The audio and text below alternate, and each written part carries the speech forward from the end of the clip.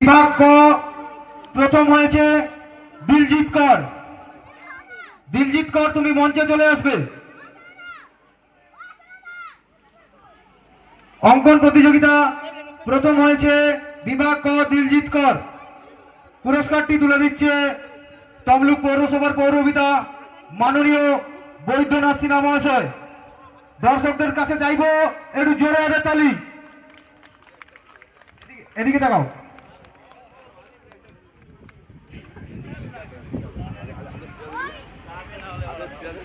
দ্বিতীয় আবৃত্তি প্রতিযোগিতা প্রথম হয়েছে বিভাগ ক অনন্য, দ্বিতীয় দিলজিৎ কর।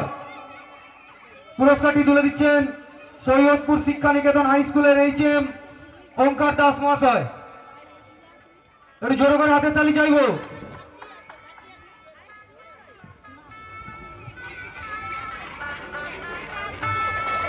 তৃতীয়